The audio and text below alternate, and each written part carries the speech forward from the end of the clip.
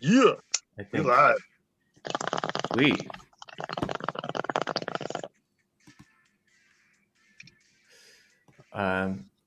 Do you guys want to hear something funny? Absolutely. I was getting ready to jump on here to meet up with you guys, and I was for some reason feeling sort of like not in it, just sort of like, uh, am I going to be good on the show today? That kind of thing, you Uh, know. And I was like, oh, I should get stoned just to relax me a little bit. And then I thought I shouldn't be doing this, forgetting What? that we're supposed to be doing it. Oh yeah. Disaster averted because I was just doing mine. Yeah. I was like, what? I was like, this is unprofessional. And then I was like, no, wait a minute, this was the point. I think I've told you this. I've told this to Sean before, but I haven't said it on Stoner Morning Show. But when I first started doing improv, I didn't smoke weed. And when I moved out to California, I had taken a break and then I started performing again. I was at that time now smoking regularly. And I loved it so much. And then when I started doing stand-up, I was smoking weed right off the bat. Yeah. Just because I knew there would be a learning curve of me sucking. And I didn't want to have to suck also when learning how to do it while I was high. So I did it at the same time. Okay. But smart. The reason why I was saying it was I remember taking improv when I was doing the improv, and I was like, listen, guys, because I'm part of a team, it's up to you guys. I've been getting high, but I don't know if I should do it while performing. So yeah. I will do a test. And I did it for a month. I got high. I was like, all right, that was me high. And then the next month, I was like, all right, for this next month, I'll be sober, and you guys tell me what you guys want. Ooh. And then we did 2 shows. And at the second show, they were like, Lex, go back to being high. Get high.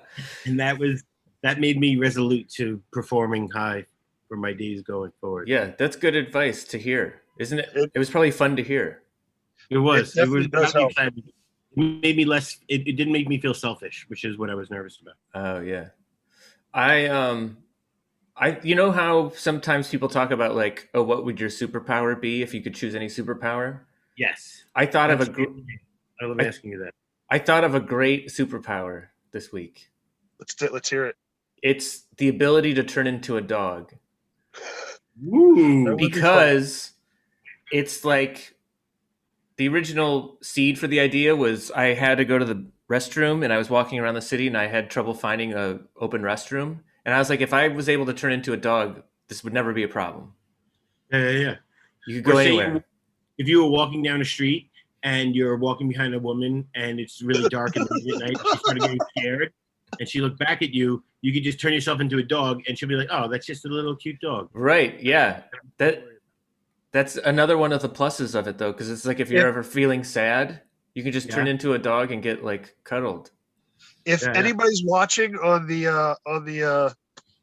live stream, please comment and say what type of dog you would think Sean would be. If you were really thirsty and you had no drinking water, you could turn yourself into a dog and you could drink out of a toilet and it'd be no problem. Yeah. And then turn into a human and then brush your teeth. Yeah. problem. And see, I think the part of the ability to turn into dog is you could turn into any dog. So if you're in like a tense situation, you turn into like a Rottweiler. Fierce dog. Yeah. Or if you had a really tall fence to look over, you could turn yourself into a Great Dane and then get up on your hind legs and look over the fence. No problem. Yeah, right. Sure. Do you have a favorite dog? Like, is there a favorite breed that you have? I recently met a Australian shepherd dog.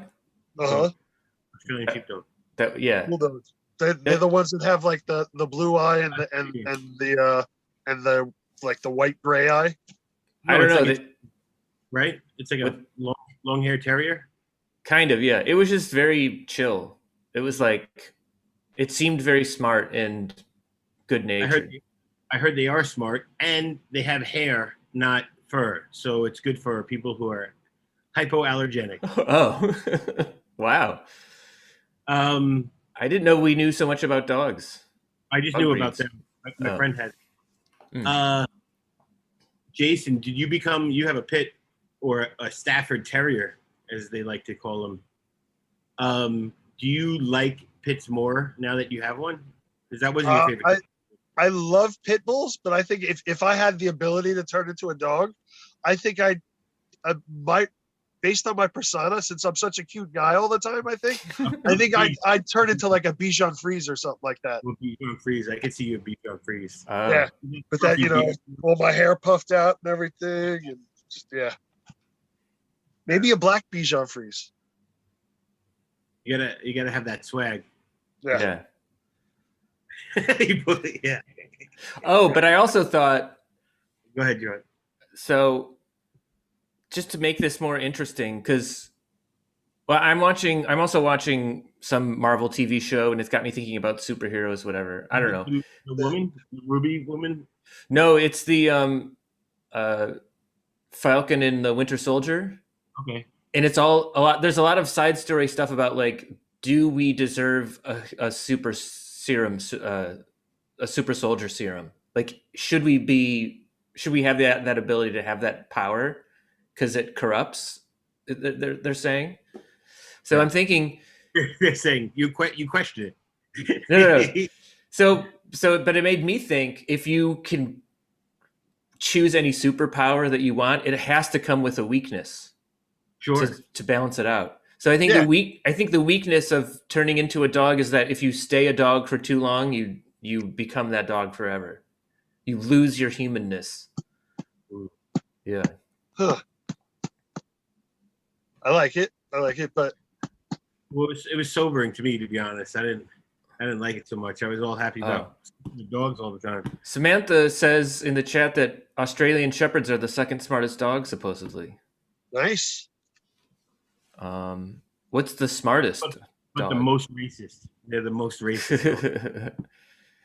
And Lisa Levy says whip it because they're skinny and chic. That's good. Should you be a whippet? No, Lisa said that. Oh, okay. Yeah, but I mean, a whippet, because I get whippet. I'd be a whippet if the situation. That is, it is one of my guilty pleasures to flip through the TV and actually catch like the Kennel Club dog shows and everything like that all the time and watch them.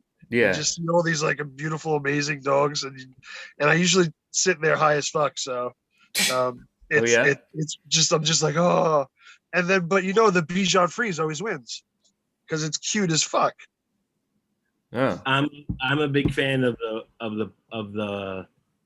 Muggle. Wait, no, the Puggle. The Puggle. Puggles. It looks like the Puggles are cute. They look like puppies forever. Yes. That's what I like about the Puggle. And it has a great Puggle. That could be another part of the super power, is that if once you're an old man, you could turn into a puppy. Ooh, just to feel youth again. Right. That's very generous of you. Yeah. I think our first guest is here. I think this is Deonti. What if when you're a dog, you age quicker because it's every 7 years, right? Oh, that's right. So maybe that's part of the weakness, that while you're a dog, you age faster and you become an older human. Yeah. You turn into a human. Oh, man. But you still get to be the youth of the dog because you're kind of going back in time, right? Yeah. That's it. You figured it out, guys. We worked. Yeah. All right. We're waiting for our first guest. I think this gentleman is CEO of a cannabis tourist company. Tourism. Ooh. In America? I want to take trips. Yes. Is this Deonte? I'm still connecting the audio. Yeah. While we're waiting, Sean, how many glasses you got a new face, and how many glasses did you get to check out? I think I tried on like 8 frames. 8 frames. Was there one that was really close? I went. Not really. I saw these on the website before I bought them. They're like green clear tinted frames. Okay. I was like, I saw them before I went to the store, and I was like, maybe I'll get these green ones. That's good for stoner stuff. But then I was like, but that's too on brand. I can't do that. But then when I tried them on, I was like, I don't know, they're pretty good. Really nice. Yeah. Do I like people who wear glasses wear like? Do you only go with one frame and that's it? So you have one pair of glasses and you have like a backup just in case you break those. Is that how that works with your face? I have a pair of old glasses as a backup, but now I also have prescription sunglasses. Ooh, Okay. that's So right. that's I see them exciting. too. Yeah. They are nice. Sunglasses. I like those glasses. I told you last night because they're semi-translucent, so the edges Yeah. glow Yeah. when you see in your shift. Right. Very nice. You know what I want to do? Let's find out if we know any people who watch our show, know any people who are colorblind. Oh. And then maybe we can buy one of those glasses that let people see color. Oh, yeah. I love when I see videos of people doing that. That's my Yeah, yeah. favorite. All right. Hey, how's it going? What's up, fellas? How you doing? Good, How's it good. going? Damn, you got dressed up for this. This is Right? impressive. Best dressed. Yeah, man. You got the You know, award today. wake and bake culture. There's some of us who are entrepreneurs too. You know. We Oh, do yeah, this yeah. shit every day. You know. I should have. So what's the name of the business again? So it's called 420 B&B. The same Mhm. thing as Airbnb, but 420 in front of it. Hmm. Did that cause issues? Was that too close? Or is Airbnb mad, or they're cool with it? No, so I just think they're too corporate now, and now you know, now it's the smaller platforms that are focusing more on the hosts rather than just being corporate. So Yeah, I'm trying yeah. to focus more on the actual hosts.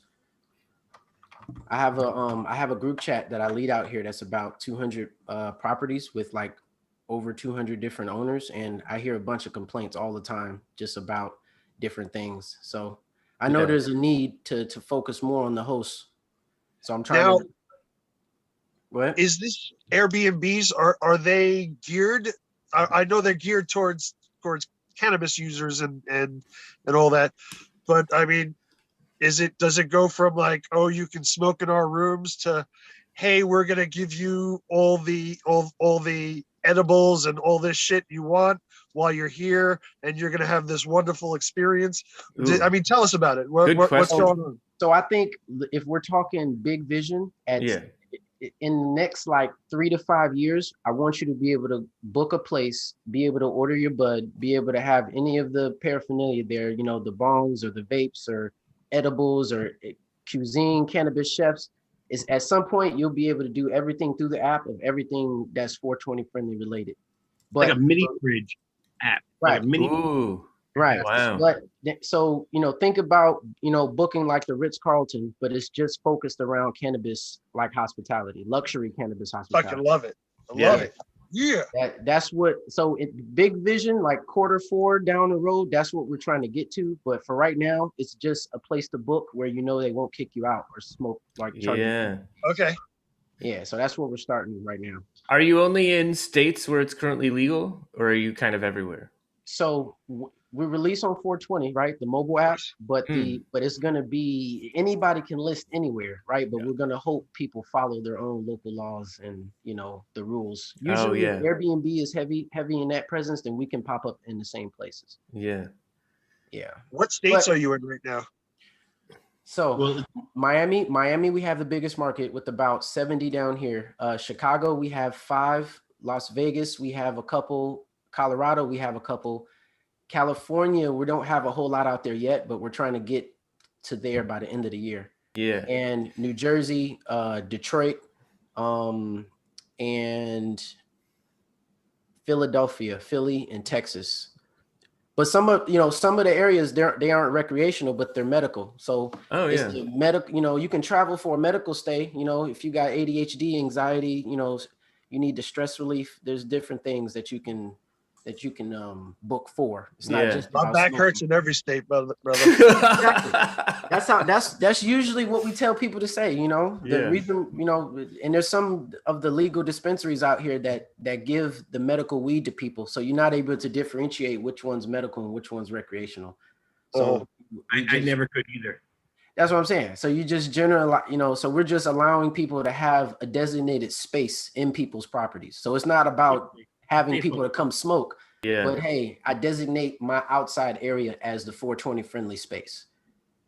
Right. That way, when you come into one of these places, you don't have to worry about being canceled because your Airbnb host found out that you were smoking. Yeah. That's been the biggest complaint. If I had people staying at my property, I would want them to be chilled out. Right. No, exactly. I literally, so I've been doing it for 5 years now, and I started it in 2016, but just incorporated last year because the pandemic opened up options for people.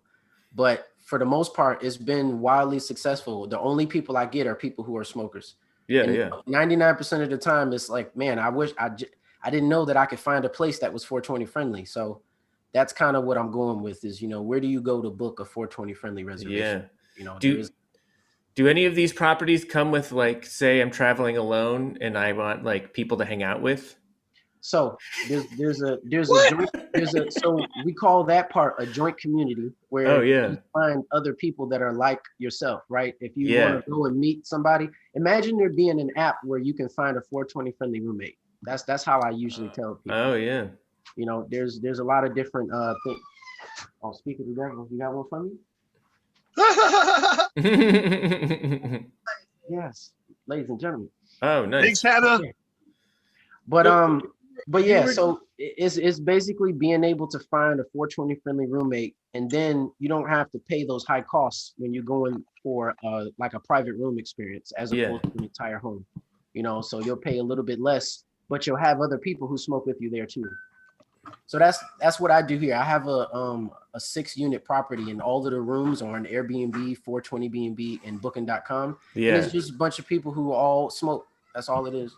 I want to be able to go visit a place and rent a spot to stay in, and when I get there, there's like, I open the door. They send you instructions on how to get in. There's a door code. Mm-hmm. I open the door and there's like 3 dudes sitting around on a couch, and they're like, "Hey, we're just talking about how crazy movies are." And then right, you feel home. Yeah. And then the next thing you know, you find out that guy's like a developer at Tesla. Like, whoa, you smoke? Oh yeah. So there's a big networking effect when you're like being able to go to a place and meet other people. You never know what they're in town for. Maybe they're going to something cool that you can join. Maybe you're just a traveler trying to get away. So that's been a lot of the like a lot of people who come here. A lot of them are from New York, actually. A lot of people have just been moving out and coming down to Florida because Florida's like the new COVID city. Yeah. So it's pretty cool, Yeah. 420B. I lived in Miami for 10 years. It's a beautiful place. Yeah, it's changed up a lot. Downtown Miami, they're turning into a super center in like the next 2 years. It's going to be almost like New York almost. Yeah. I lived right in downtown off of 8th Street. So I hope it doesn't change that much because it was really beautiful then. So if you had an opportunity to change into a dog, you get yeah. Let's get stoned and have some real conversation. What dog would you want to transform into? What would be your first top 3 choices? So what is the name of it? You can change back to a guy at any time. So 3 choices of dog you get to be. So if I had to turn into a dog, I don't remember the type of name of the dog that it is, but it's those really fluffy ones that the girls carry. The ones Pomeranian. Pomeranian. Yep, there we go. Is it a Pomeranian or a Bichon Frise? I don't know. Let's put it out there. It's a Pomeranian. He was talking about a Pomeranian. Pomeranians, I always see them happy, and they're always like being held by women, and they all fall in love with them. So I definitely play that animal. In my next life, that's what I would like to be, just a Pomeranian dog, if I can. Owned by a supermodel. Exactly. The supermodel, whoever the next Kim Kardashian is in the next life. Right? If you had the ability to change into any dog, how soon do you think you would try to go into turn into the ugliest dog you could? Like, how soon would you go that side? Well, if I don't know. I think by 3rd or 4th try, I'm going ugly dog just to try it. to be honest, if I had to, I know there's just really one ugly dog like type, but I don't know what it's called. But Yeah. it has like really ugly That teeth. hairless thing, right? Yeah, that might be it. What is it called? Well, I don't know, but I'm gonna look it up right now. Yeah, it's something. Ugly dog. It's. breed. I think they're called crescents. Yeah. Hold on, I'm looking at Just it right putting it now. out there. We should. Breed. I'm just gonna Google ugly dog breed and see what that brings That's up. exactly. See the power of Google. Yeah, that's it. That's a crescent. A crescent. I think so. Yeah. I think that's what they're Oh called. yeah. I want to experience being that dog too, to see what that feels like. Yo, but usually the uglier the dog, the more cuter they are. Like that is the most goddamn adorable thing. Yeah. Yeah, I know. So there is some ugly cute dogs. Hopefully, I fall into that category. Not too ugly. By the way, this is how men talk. That's how you like a man who's homeless can still be somewhat attractive. I know that's a sad thing to say, but you never see a good looking homeless woman, because they don't get homeless. I think, but you could get a man off the street. That's what I think we all see in ourselves. Is this dog can be us, and if you home, clean it up. The next dog, a nice job.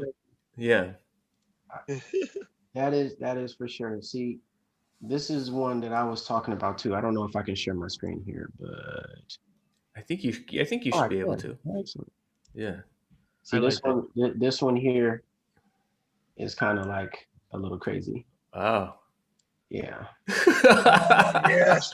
We got bull terriers, Chinese crested. What is this? Commando? Whoa. And then Peruvian hairless, and then sure. That I dog. like these dogs. I think these dogs are beautiful. Actually, the wrinkles. Yeah. Those are pretty cool. Yeah, but that's the one that I'm talking about. The Chinese crested. All kinds of skin problems. Got gray hair. What's going on? I love it. That dog does cocaine. Definitely does. But hold on 1 second. How do I take this off now? Oh yeah, I don't know. It's okay. I can look at this for the rest of the show. Right. But so thank you guys for having me too. Yeah.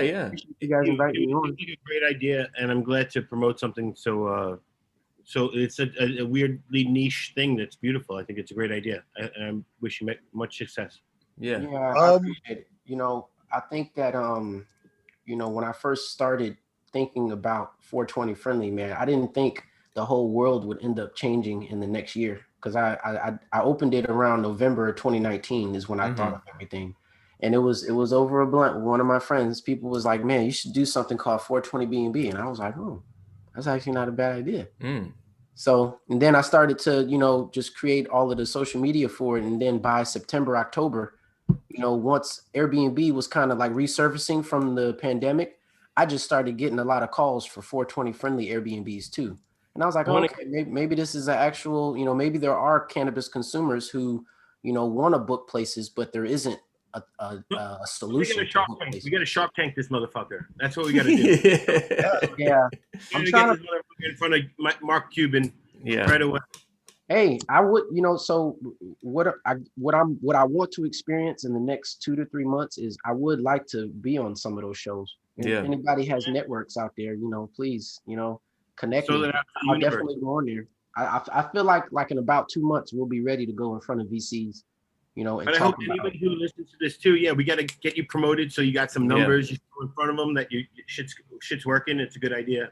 And that we're supporting that community. I mean, the biggest thing is I know people want it, and they're willing to pay more for the consideration of being able to smoke and have a safe space, some place where they can go and not have to worry about things, because that's mainly all people want. They just want to know that they can wake up and either go on the balcony or wake and bake. People pay more for the wake and bake if they can just roll out of bed.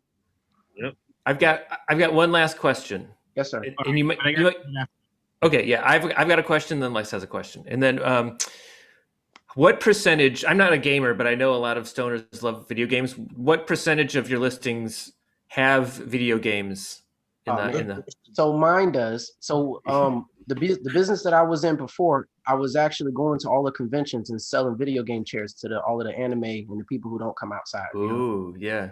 Yeah, we were. It was called Technisport. One of my partners was the CEO of that company, and we went to Chicago, to San Jose, California, to LA, and gamers and kind of 420, they're synonymous with each other. So we want to open up like a 420 B&B like gaming like section too, where we like sponsor esports competitors and stuff like that. Oh So my God, I gotta go change my pants. This is awesome. no, yeah, man. No, What? look, once all I needed was the engine. Now that I have the engine, I wanna be like the booking.com for 420 friendly everything. If Yeah. that's what You ever need some commercials done where you got That's what three I was- guys that are that's willing what I to was do gonna say. commercials for you Yeah. anytime? Well, that's what I was gonna say. If you ever get into front of Shark Tank, we'll write you a pitch. hey, That's right. listen, let's work together. 2 Yeah. months. If 2 you months. I'm saying at the end of right around June, July, I want to start like going to like even there in New York. I want to come to the Breakfast Club. I want to go to a bunch of different radio stations there, but I don't know that many people yet. So yeah. part of it is a big amount of networking in order to make this work. And I need everybody in the cannabis community to kind of be a part of this and make it accepted just as much as Airbnb's was forced to be Yeah. accepted. Yeah, yeah. So plug your shit again. Plug your shit again right now. So we got. What'd you say? Plug everything again right now. How they can contact you, your website, everything, so that Oh, okay. On the chat part. Yep, drop it in the chat. you can say it right now. All right. So this right here is the current site right now, but this is changing on the 20th. This is kind of like our preload site. Yeah. Actually, I can show you guys a sneak peek if you want. I guess I could do that. And I put that in the chat of the Facebook too, and I think Okay. YouTube. So Actually, yeah, I have it here. Actually, all of my social media links too. So I'll do that.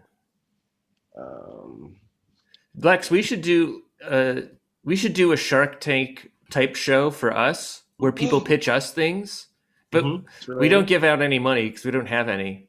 No, but But it's okay. Exposure, marketing, and time and energy is worth value too. Yeah, but practice. Yeah. But and we'll ask questions about the product, but then we'll also be like, if you could turn into any dog, what yeah. Right. Or like, have you ever looked at ducks and thought, what do they think when they see birds? Yeah. Because ducks have to think birds are like, we're cousins or something, right? Well, we both small and we both fly and we're scared of the same thing. Yeah. So yeah. I bet you if a dog saw a bird though, he'd be thinking, why is that dog flying? Right. Exactly. Maybe. Right. Hey, we're doing a 24-hour stream on the 24th, on April 24th to the 25th. Mm-hmm. We would love you to come back on and talk about this some more too. Yeah, for sure. Yeah, I'm down for all things video. I love technology, so anytime I can be a part of something, Good. Yeah. My life Awesome. will get busier every week from like now for the next 10 years. So catch me while you can. Yeah, right. That's exactly what I'm thinking. You're already dressing too sharp for us. Right, exactly. So this year, this year is going to be the new site and what it looks like. Ooh. Oh shoot. I So want to get high there. Right now, if you go to Miami, we have it, that looks very similar to existing things out there, different places that you'll be able to pick that are international. Once the international market opens back up, then we expect a lot of people who are like Netherlands, who are already like a 420 friendly city to be on here a lot. And then is there anything for Bangkok in there? Not yet. But I will do it. I will just throw it out here now that anybody who wants to smoke weed in Thailand can come to me. But I have my address note on for the government to find out where they can catch. It's not legal here yet. Yeah. So here goes my place here.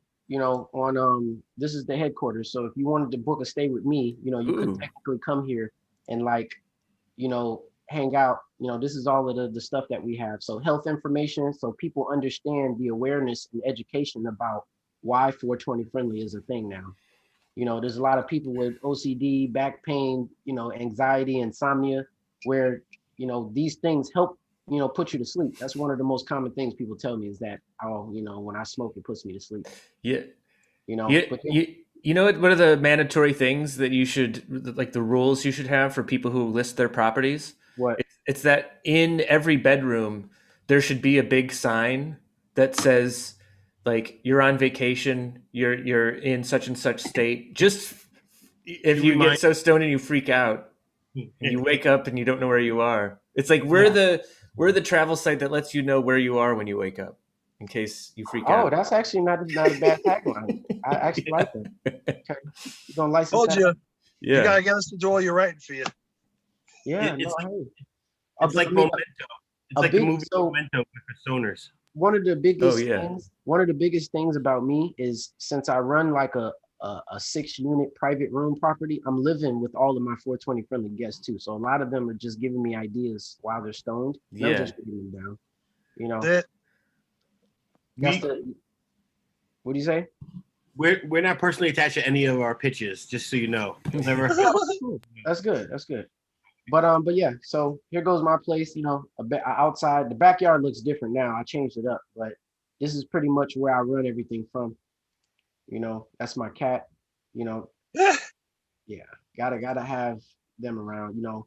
A lot of what I would like to do is a lot of different services that are like 420 friendly art companies. You know, I want them to partner with all of the 420 B&Bs and offer like themed what do they call it when you design inside? Yeah, help with the interior design. Right. Yeah. So 420 friendly themed interior design where everything kind of matches the team colors. You know? I love this. Deontay, I one time made a blanket for Lex and JQ that had all of our faces on it. Mm-hmm.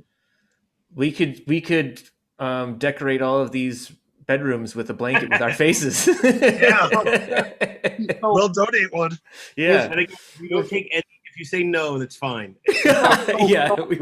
So the thing is with the platform is I'm not a property management company, so I can't tell you how you want to set up. You know, there could be somebody who paints all of their walls red and call it the red 420 B&B, right? And then that'll just be a specific experience that hosts will be able to, you know, if you find a place like that on the website, then maybe you'll spend the extra money to go see what that place is like. You know, maybe it'll be a cool experience. So guys, what we'll do is we'll stay in a lot of these places, but we'll leave a blanket behind that has our faces on it.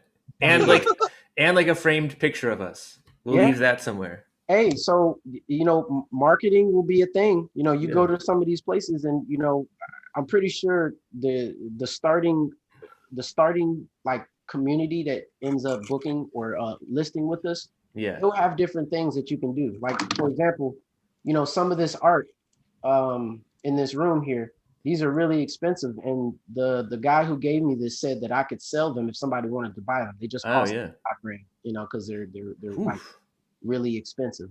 But there'll be things like this to where you can go to different places and maybe you see something like a really nice bone, you know, and you'll want to take it, you know, and then I can charge that to the account and then you can take it with you. Real quick, Lex, somebody in the chat, Samantha wants to know how close you were to that store that had the giant monitor lizard in it. If you're okay. Where? Dude, it's all over the internet. There was a giant monitor about 2 meters long. So that's like 6 feet, right? 5, 6. Crawled into a 7-Eleven in Bangkok. Mm-hmm. But it was across town. I wasn't close to it. I'm actually outside of Bangkok right now anyway. Yeah, there it is. You weren't kidding. What? Yup. Wow, yeah. Just walked in and just, yup. Oh. It's huge. That's insane, actually. A huge, how does that happen? He's on the roof? That's what I'm saying. He just walked right up. Somebody held the door open for that thing. Because there's no way that thing opened the door itself. That thing opened the door. Those doors are so easy to open at 7-Eleven. I don't know. Yeah, that's huge. And see, luckily, what is that, a Komodo dragon, I think? It's just a monitor. Oh, yeah. That's insane. Yeah. It was the inspiration for the Godzilla remake. It's kind of cool to look at, though. Totally. Especially as it just climbs up the box of food. That's cool. And they're not trying to fuck with people. You know, like mean, but it's not like I want to go up and pet it either. You know, Yeah, no. I think it's no joke. Yeah, I do believe besides them biting you, I think that they can slap you with that tail and pretty much like knock a person over with no, it. for sure. Yeah, because there's a lot of weight in those tails too. You know, and besides, people in the 420 community, we're good spectators. We smoke, we see a lot. Oh wow, that's crazy. You know. It's nuts. It's nuts, man. Yeah, that's It's not wearing a mask. I mean, we're going. no. Yeah, yeah. That is so far from Team Sloth. It's not funny. Yeah. Let's see. How do I cancel this now? Stop Well, But Deontay, thanks for coming on, and also thanks for bringing like segments where you Google stuff for us. No, That was very effective. Yeah. I'm a streamer too, man. You know, Yeah. so I got the whole setup here and everything. You know, I got, you know, like you guys saw. So Oh yeah. I'm trying to, you know, I expect to be on a lot more TV shows and streams in the near future. So Yeah. Well, Well, yeah. On the you- 24th, you will be. Yeah. yeah, no, for sure. Yeah, I appreciate that too. You know, I'm looking to do a lot more. So I want to, you know, a big part of what I'm trying to do is awareness and education. In every place but Colorado and California, there's a big awareness lacking. So people need to know that you can book just places to stay that do have that 420, because we're living like in like the first year of the next 10 when it comes to not cannabis, just anything. Now, you know, now with New York legalizing, that kind of activates the whole East Coast to start traveling and considering cannabis tourism, you know, so, you know, with good luck, you know, I'll be like the lift to Airbnb, you know. Yeah. So that's what we're going for. Yeah. It'll be Love so refreshing not to have to do anything on the DL.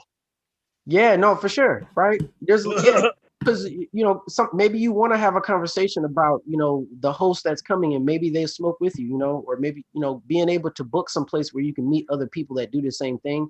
I think that that's a huge networking effect, you know, and you'll have, you know, you'll have businesses and partnerships that are created and friendships. And not only that, the biggest thing is that it'll save you time. You know, if you know that you don't have to worry about stuff and automatically look for another reservation because your host canceled on you.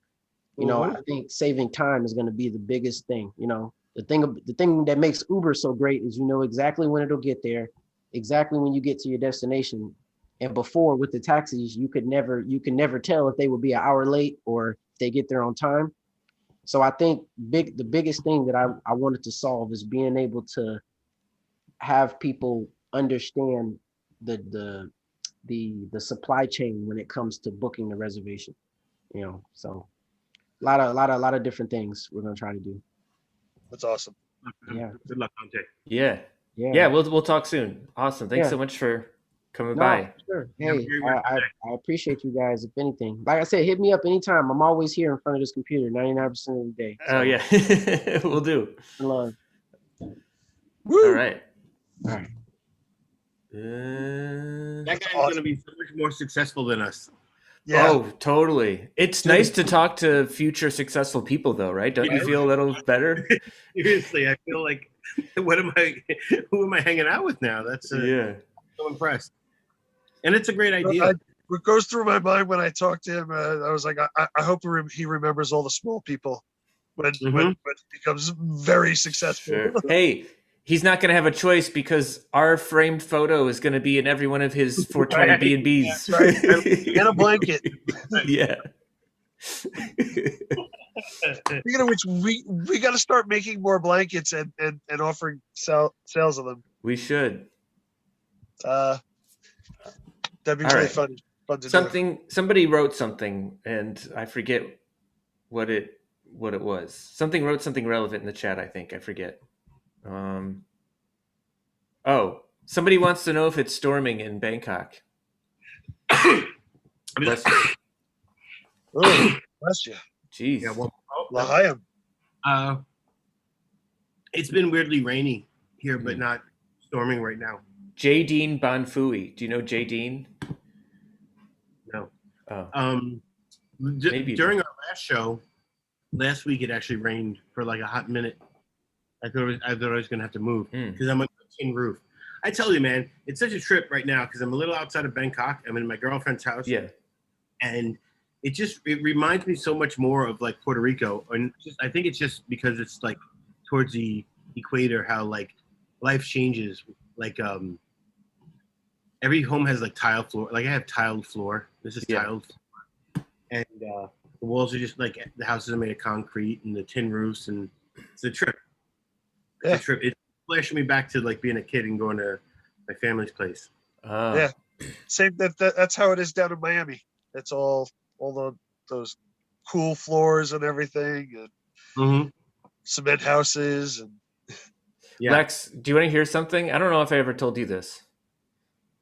When I was a kid, I thought Puerto Rico. There was a period in my life when I thought Puerto Rico was an island off of Ohio.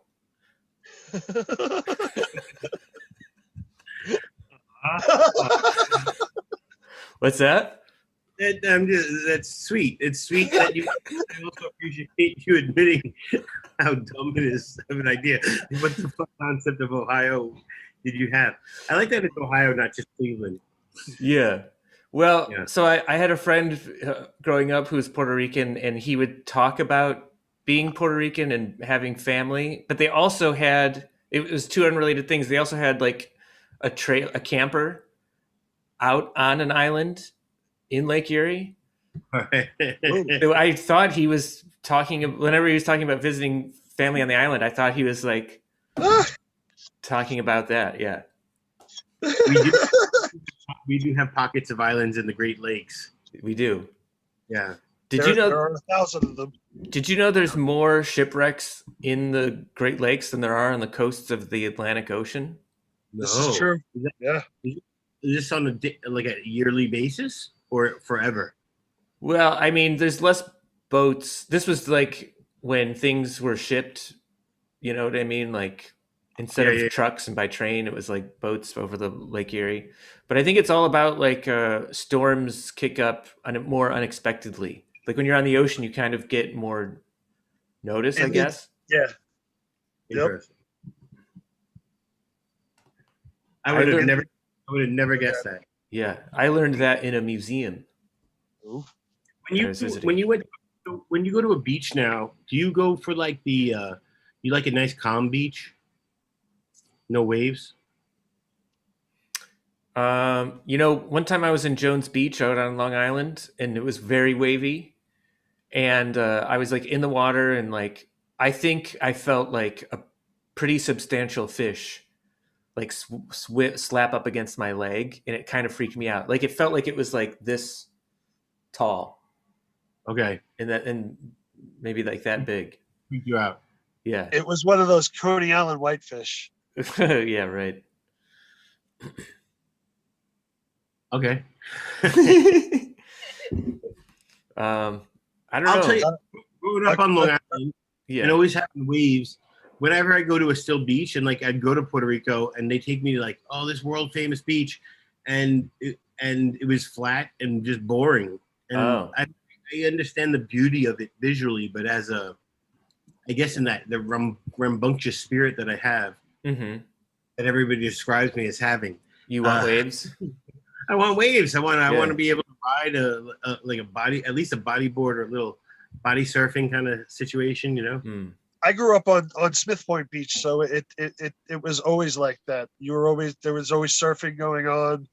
We'd always go driving down the beach in the trucks and everything, and we'd have friends going surfing, bodyboarding. You know what I think? On the beach, having beach fires and everything.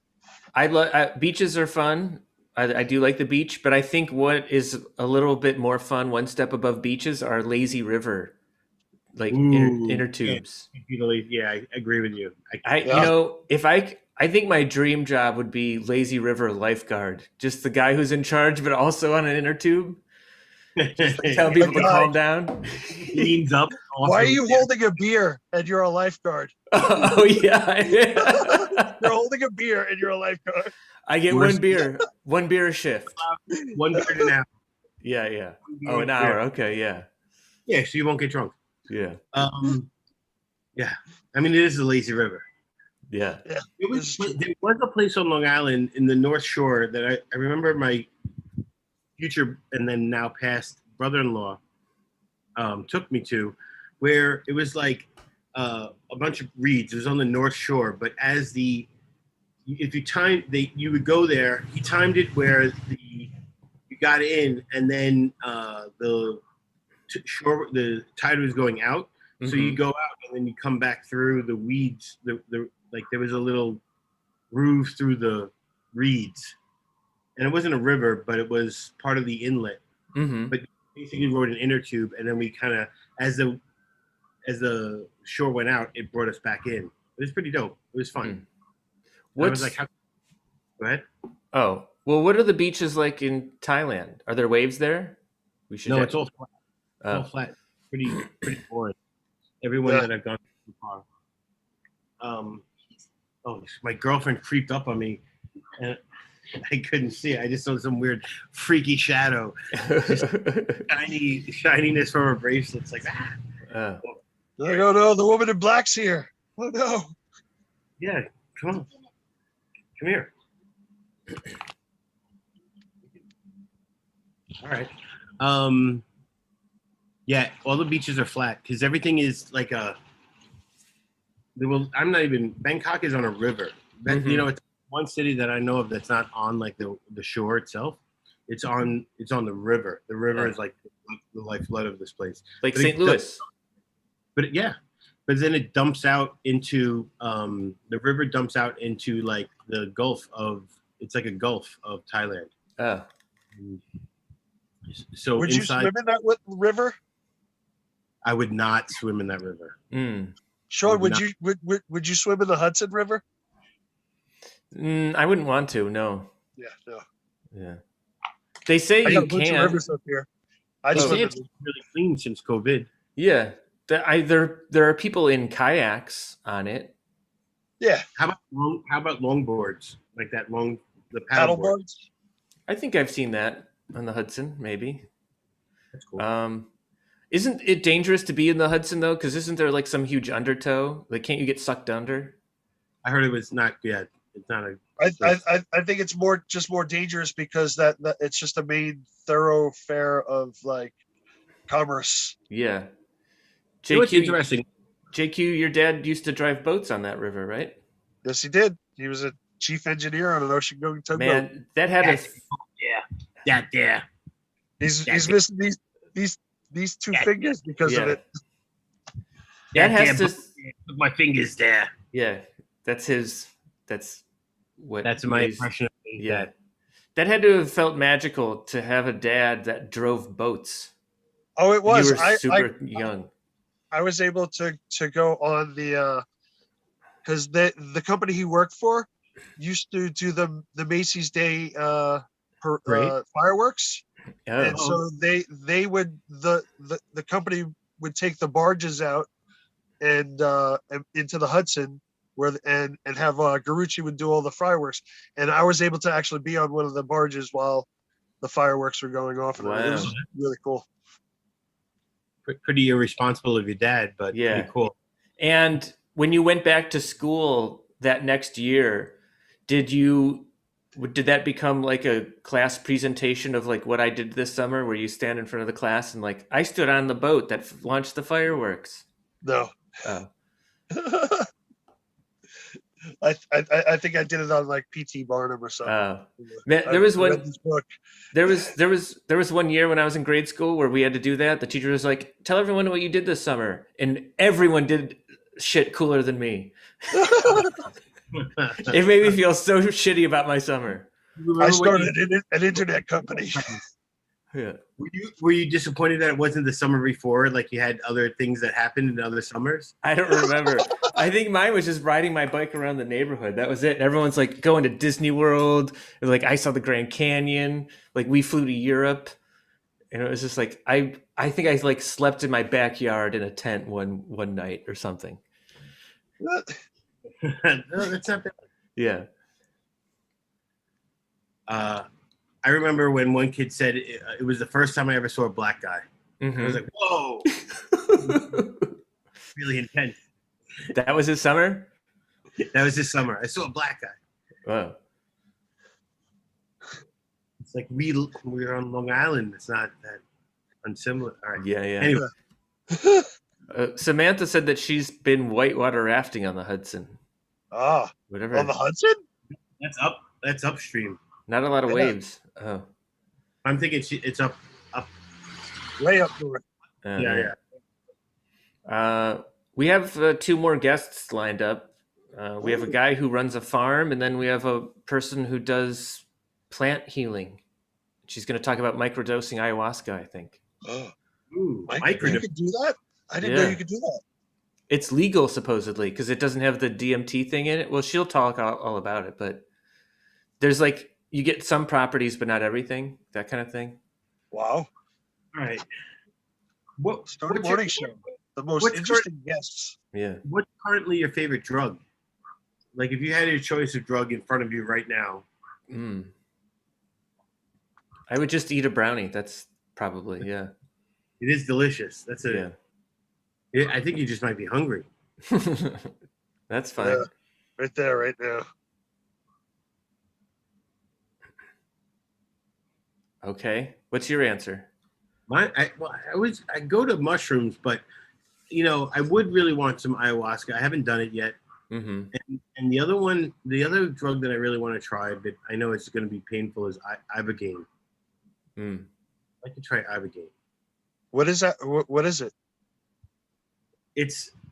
I know it's like prevalent in Mexico, and it's a drug that and I'm not addicted to heroin, but they use it a lot for people who are addicted to heroin and methamphetamines because it's such a intense trip, and it's supposed to be even physically painful, Is this the one that comes off the toad that you got to squeeze the toad and then you got to dry it on the glass? No, that's kind of, I heard that's. I thought that started with a B, maybe. Yeah, but but it's not that. I was about to think that but I'm not going to say it. I don't know. But no, that's not it. It's just some other drug. But and also it sounds like ibogaine powder, which is what they used in that was the poison used in The Princess Bride. Oh. So You can do that? It's not a real thing. Oh. I mean, like, The Princess Bride was a fairy tale. Oh yeah. So I think they had ibogaine powder. Mm-hmm.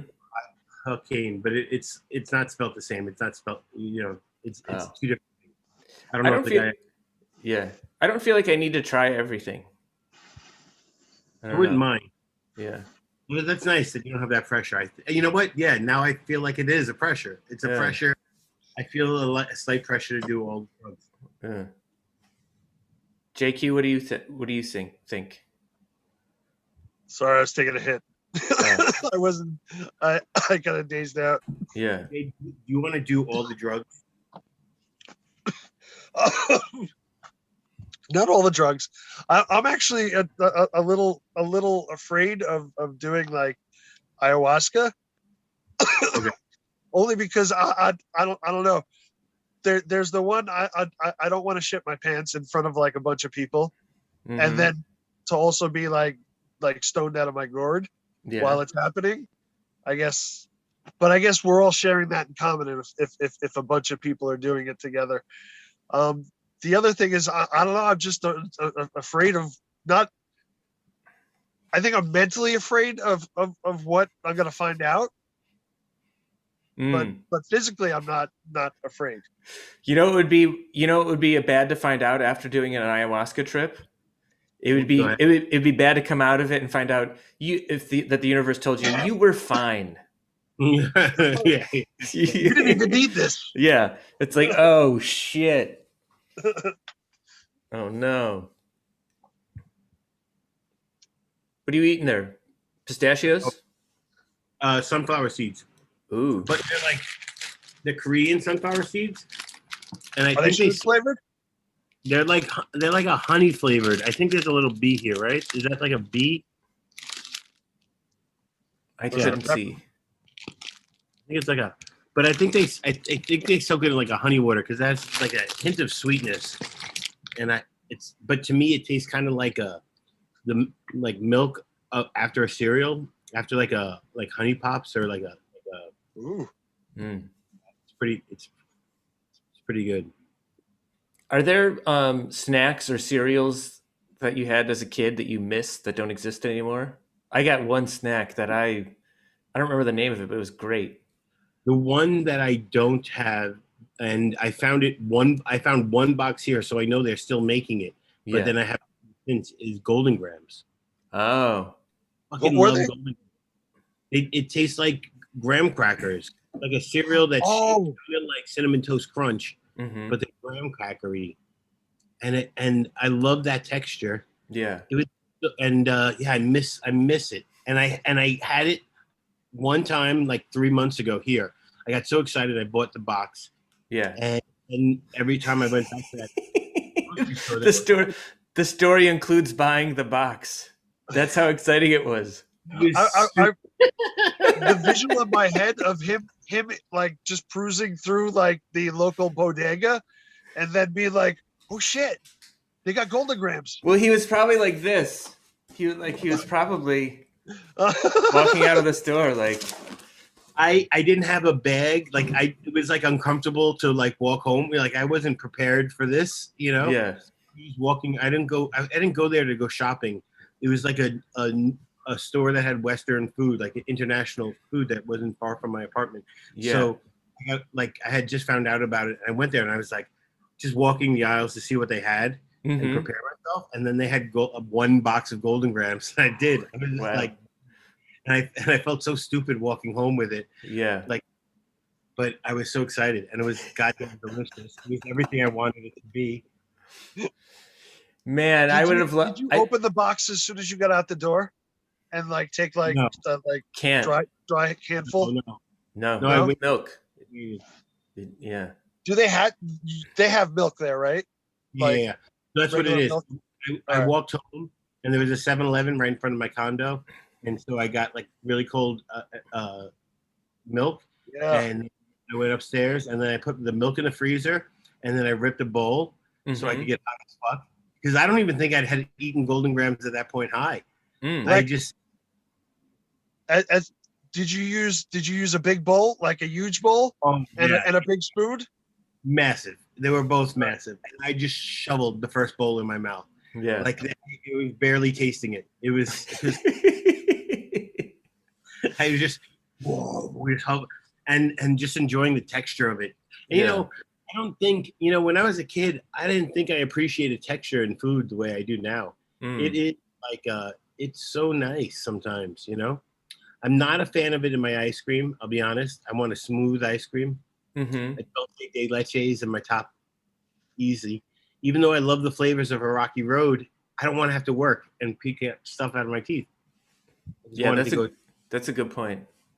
It's true. But other than that, like Cherry Garcia, again, great flavor. But I have to work in the middle of it. You know what? I wouldn't say that I love pretzels, but I do enjoy pretzel bits in ice cream with other stuff, A little saltiness. Okay. Yeah. I like that.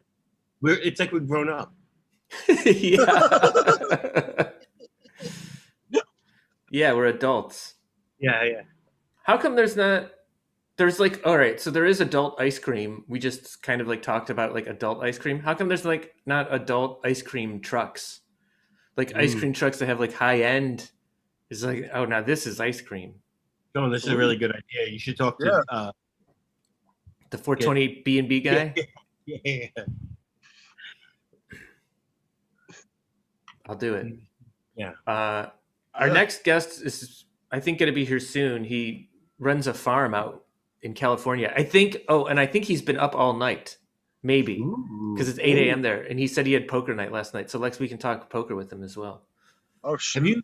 How long, when you did that one-man show, you stayed up for 24 hours to prepare that show? Yeah.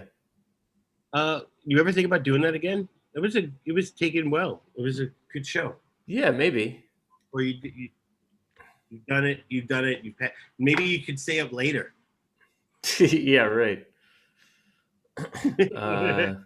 Wait, what's this one man show? Tell me about this. I mean, it was kind of like a publicity stunt thing, but I stayed up for 24 hours, and in that 24 hours, wrote new material, and then performed it at the show, not having have slept. So it's like, hey, everybody! I've been up for 24 hours, and I've never done these jokes before. I'm going to do them now. It was pretty good. Yeah, it's great. I love it. I don't remember what any of those jokes were. I mean, I have them written down. Yeah, but... if you didn't know, Sean has an album on Spotify where he hums for around 36 minutes, I believe. Yeah, and it's honestly entertaining. Man, I'll be honest. I'm embarrassed that exists. I mean, I thought it was a dumb, ridiculous thing when I did it, and I was like, this will be funny. But now there's a part of me that's just like, it doesn't make sense if you just stumble on it. It's weird. I know that's what I even like even more. It's just like you could be in some of these like comedy playlists, and it just hums for 3 minutes. Yeah, song. You know what?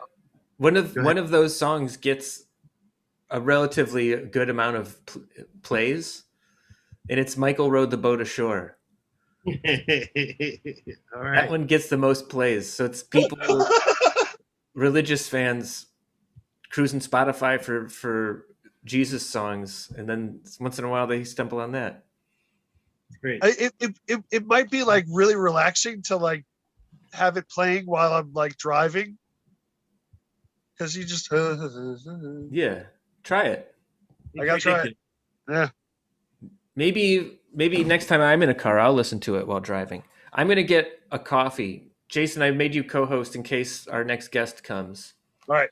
But I'll be back. It's good. That's good. What's up, man. Lex? Yeah, we have a middle alone. He's gone, dude. I wanted to tell you. How? Go ahead. You go. I was thinking about that monitor that we saw. I was telling my girlfriend here that in Puerto Rico we had little lizards, right? They're only like this big, and we'd catch them, and their mouth would stay open, and then we'd let them bite our ear, and it didn't hurt at all, and we just let them hang, and then we just hang there like for as long as you wanted. Honestly, I'd have them for an hour, just chilling on my ear. Loved it. I think if any kids who's ever went to Florida in the 80s and 90s probably did that. I mean I used to do that too, and then I do like Mr. T impressions to like my brothers and everything. I'm like, I'm gonna get you, sucker, and everything, and they'd be like shaking. Wait, that's your impression of Mr. T? I just got here. Yeah. Well, what's your impression of Mr. T? Well, I mean, it's probably me saying I pity the fool. That's Mr. T. Yeah. Did he ever say that other thing? Maybe when he was mad. I was probably going after one of my brothers. Maybe. Then. Hey, I got this shirt in the mail this week. Oh, cool. Is it from It's from a place called The Coffee Shop, but I can't remember where they're from, so I can't thank them. Like I've Googled The Coffee Shop and there's 3 of them. I don't know who sent it. Well, one of you guys out there, thank you. Yeah. Or maybe it is all 3. Yeah, maybe they're all together. Maybe they're, it's a chain. I like it though. A little wordplay. Coffee. Yeah. And they probably serve coffee there. If it's called The Coffee Shop, they probably also have to have, wouldn't you think that there'd be coffee there? Right? Yeah. And were any of these in Portland? I don't know. I forget. No. I forget. I like coffee shops that have ice cream parlors inside them also. Ooh. I have one of those up here. Well, I have an old fashioned like malt shop up here. It's called Hopkins. Wow. Yeah. It's right in town. What's a phosphate? Couldn't you order that from like diners in like the 50s? What is that?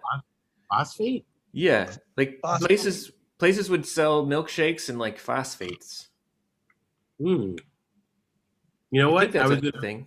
joke about it, but I think you're right. I've always had an egg cream. Yeah, what's in that?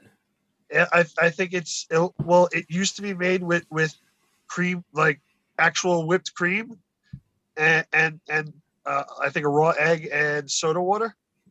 But It was like an soda water easier way with to do vanilla. it is milk, soda water, or like a cream and soda water. And it's got to have a raw egg in it. I think that's what made it cream. Mm. Yeah, I think that's what made it cream. My dad was a fan of it. We'd go to Carvel and get that, and it was, I don't know. I know it wasn't that good. It was Like, good because it had like a seltzer type water in it. So it I always had the low end one growing up. Like my father was like, "Oh, I'm gonna make you an egg cream," and he just get milk and pour Coca-Cola or Dr. Pepper in it, and it tastes exactly like an egg cream though, but it's milk and Coke. I had an idea recently, and it's that I think I'm going to start celebrating my half birthdays, Okay. like with an actual party, even. Ooh. Uh-huh. Yeah, and I think I might make Is it this- a. Go ahead. Is this instead of a regular birthday, or you'll do birthdays also? I'll do birthdays also, but I might do half birthdays bigger because there's Sure. not the feeling of like, oh, I'm older, you know. Yeah. But also, I think I'm gonna do. I think this might be a half birthday tradition where I do 3 breakfasts for a day, like an all breakfast day. I like Ooh. that. I like it. It sounds fun. I can get behind all breakfast day. If Do you you have this, a breakfast that you would eat like the same thing every day? Well, I mean, I think I would have breakfasts at 3 different places, like 3 different diners. But Mhm. I might have oatmeal in the morning. Oh, here's Max. We can talk to him about farm stuff. You ever get like if you ate like just an egg on a meal makes it feel Mhm. breakfast, doesn't it? Oh, like an egg on a hamburger? Sure. Yeah. It feels Yeah. breakfasty, yeah. Right? Egg on a steak. Oh yeah. They Damn do it. it. They do it a lot out here. They have like one of the best foods that I never heard about until I got here is called kapow, and they Mhm. do it. Well, you can have it with whatever meat you want. They call Oh. it kapow. But then you get a kai dao on it, which is just fried egg, Oh. and all breakfast. It's delicious. How's it going, Max? Good So morning, guys. How Paul- you guys doing? Hey Good. Max, Great. Just got out of a poker game. You've been up since last night? Oh yeah, all nighter. It was pretty crazy. Wow. are you up or down? Believe it or not, I made $75. At one time, I was up about 500, down about Wow. 250. It's just ridiculous. A lot of gambling. Yeah. What play? What are you playing? No Limit, and what's your table? Actually, it's just it's a local game in the Northwest. It's just a limit game, but it's a higher limit, like 2 to 100. Usually Wow. play at the Bellagio in Las Vegas, though. It's my favorite game. Oh. Lex is a poker guy. I love Really? poker. Yeah. Yeah, I've been avoiding it. 'Cause I'm okay at it. Man, I get Max, do you ever like get swept up? Like I've played for 12 hours before and I'm like I can't do that, but I get so emotional in it. Like I kind of snap at people when I'm playing. And I don't play that often. But I'm sort of like let's keep the game going. Let's stop this small talk about shit. Let's like Oh, there's so many shenanigans that go Yeah. on in most games that it can get kind of irritating, especially in a long session. Yeah. 12 hours, 25 hours. It just gets irritating a little Yeah. bit. But what's for the your most longest- part, it's pretty good natured. And, if you get in the right game with the right people, then the banter is pretty good. Yeah. What's your longest Use session? now. Yeah, what's your longest session? What's My longest session was New Year's Eve 2008. I played for 40 hours. Whoa. Big breakup game. Damn. How many bathroom breaks? Maybe 2 or 3. Wow. Any showers? Just the hosing I took that night. Yeah. Pretty much. Other than Ooh, that, no whoa, showers. man. It was I wasn't there because I was winning. Let's put it that way. Yeah. It happens. Part of the game. Yeah, I- it does. I did 36 hours once, and I started at a 1-2 no limit in Ocean's 11 in San Diego. Oh, that's a And great room. Yeah, I loved it, and it was So I bought in for $20, and I went up $3,600, and No then way. dumped. And then and then the last hour I donked off like $1,200. So I still left with like $2,800, but I donked off. So it was just so quick. It was so quick. Yeah. Thousands of dollars. It was nuts. Well, Yeah, tell us about the farm. Where are you located, and what kind of stuff are you growing? Well, we're in Humboldt County. Yeah. And we're primarily an indica farm. And right now we're working on some new projects. Our hippie, as we call him, is doing some back crossing between Granddaddy Purple and Blue Dream. Mm-hmm. Essentially, it's a purple dream that's really nice. Yeah, I mean, we're bringing back some of the old favorites, Blue Dream, Purple Dream. Again, we're mainly indica, but we're also doing some pretty good work with oils and waxes too. A lot of good concentrates. So we've got. I was on your website, checking that out. They look pretty yummy. Hey, thanks, man. Appreciate that. But right now we're just really kind of ramping up. We just finished our new 4,000 square foot indoor facility, so we're kind of excited about that. And then we have a really aggressive outdoor program. And the hippie's pretty amazing. His outdoor greenhouse weed is pretty consistent with most people's indoor. So it's pretty amazing. This guy that you have working with you, the hippie, do you know his real name? Or do you not even know who he really is? I can neither confirm nor deny, but I will tell you this. You guys will like this. He's a poker player. Oh, and a pretty good one. I want to get better at poker. Yeah, I mean, it's just putting in hours, right? Yeah, right. I'll give you a lesson later. All right. Little heads up play. Yeah. Anyway, the farm's going really well. It's our third year, and things are pretty much really kind of coming together. The first year was a true struggle. I mean, we had all kinds of chaos. You're putting in all of your initial costs of the farm and a lot of expenses, and broke even the first year. Second year was a good year, but we got some crazy frost that happened at the end of the season that kind of screwed us over a little bit on our outdoor. But last year was a bumper crop, and we're pretty excited. We're working with some pretty cool Delta 9 genetics too. So it's good stuff. I guess you guys weren't affected as much by the fires that were out there. Nah, we were okay. I mean, it's kind of weird. Some areas were tough, and other areas kind of made it through, and we were one of the lucky ones. That's a great question. Yeah. What else are you growing on the farm? Since you have land, do you do any like crops, or is it just like stuff to smoke? Yeah, no, we kind of looked into doing a little bit of hemp when hemp was really big, and we just decided there's too much risk for cross-pollination. So hemp really becomes difficult for farms in the area. Yeah. So we decided to stay away from that. But we're mainly growing marijuana. So it's good stuff. You guys got bees? Beans? Bees. No. Oh, no bees in the area. No. Oh, yeah. No, we're not beekeeping. Yeah. It's just a good old-fashioned marijuana farm. Yeah. I wouldn't want to have bees, but I think it would be cool if bees were around. Like if I had a farm. I mean, bees are kind of in the area. Obviously, they're pollinating everything, right? Right. But no beekeepers at this point. Just a big family. Yeah.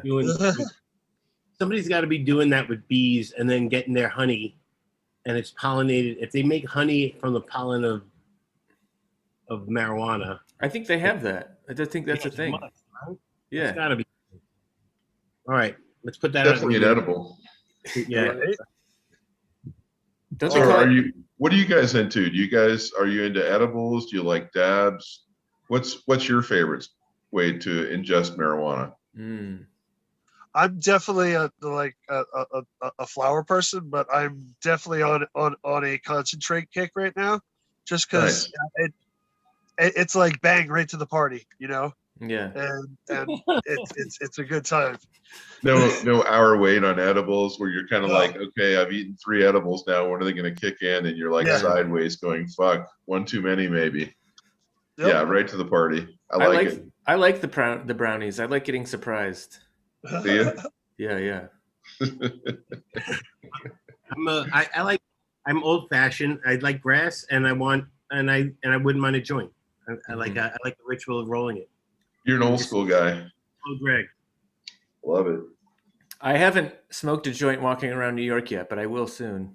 Oh, that's pretty cool. Yeah. So what's going on in New York? What's the latest and greatest? It's gotten warm, and the cherry blossoms are out, and people are walking around. It feels like the normal New York. Yeah. Sure. Feels And like you can smoke weed. Yeah, and they can't hassle you for smoking weed. Yeah. It feels a little. What's the dispensary scene out there? Ooh, None I don't yet. even know. I mean, they have the medical dispensaries out here. Right, I think right. MedMed is out here, and I think there's another one that's out here. But there's only like, I think, 3 or 4 major like medical dispensaries right now. I don't think there are any licensed dispensaries yet. I haven't seen any in upstate New York. Mm-hmm. So, but I don't know how the city is. I haven't Yeah. been down to the city in forever because of the pandemic. So, Are they going to try and set up the recreational dispensaries very similar to the medical ones? I think it'll happen pretty quick. There's there's all these buses that park, and they say that they sell like THC lollipops, but it's fake. But they've just positioned themselves to be here for when they can sell the actual thing. So I think those are going to start selling Instantly, right? Yeah, pretty soon. Yeah. I heard that a lot of those CBD joints that were, just advertising and saying that they were CBD, but like probably risky. The whole reason why they did that was knowing that it was going to get legalized soon. So, but you guys were talking last week that they're going to pop up lounges. That's going to be. Yeah, I don't hear any specific plans, but it's like the discussion of like. Well, they're going to offer licenses for lounges like in on-site consumption, basically. And then they're gonna that license. So that license will probably be coordinated. So if you have a place and you want to do consumption, you have to get that license plus this license to sell at that place and everything. So it's just a big hassle. You have to have a license to dance. Yeah. Sure. Well, the state's got to get their piece, right? Yeah. Which is crazy. Hey. Well, I watched Vegas go through the change from medical to recreational, and it was pretty crazy. Just the amount of demand that happened overnight and the dispensaries that popped up. But the Strip has got like a lounge set up, and it's pretty nice. So it's kind of the gold standard. If you're out to Las Vegas, you should definitely check it out. I'm gonna be there in like a week and a half. Are you really? Like yeah. Yes, it is. Yeah, check it out. I don't have the name, unfortunately, but it's probably pretty easy to find. Yeah. I'm sure all the locals know where it's at. Yeah, I think I can figure out. Yeah, you can find it. You're like a dog. Lex will tell you I have been places and I do find things. Yes. Is that your special skill? It's just a like good one. Usually where I go, I can find something. You know what I mean? Yeah. I'm with you for sure. We do have a question from our viewers. Samantha wants to know how security is on the farm. Is that something too weird to talk about? No, it's not too weird to talk about. Yeah. We have the standard black fencing. We've got cameras. We have 2 German Shepherds that roam the area. Oh. So it's pretty, I think it's fairly standard. Yeah. But, we take security very seriously on the farm. I have a director of security who's ex-law enforcement, and he walks around the place and tells us where we need to fix things and kind of be on point, so to speak. Yeah. So, we take it seriously, but once the system was set up by our security guy, we just kind of keep it operational. We do get surprises occasionally. People will get lost and show up on the farm and be like, "Oh, hi, what's going on?" We're like, "No, you can't come here." Yeah. You see the signs that say "keep out." You see the signs that say, if violators will be shot and survivors will be shot twice, type of thing. So it can be nerve-wracking at times. Do you do tours? we don't really set up tours. We're very private, you know. Yeah.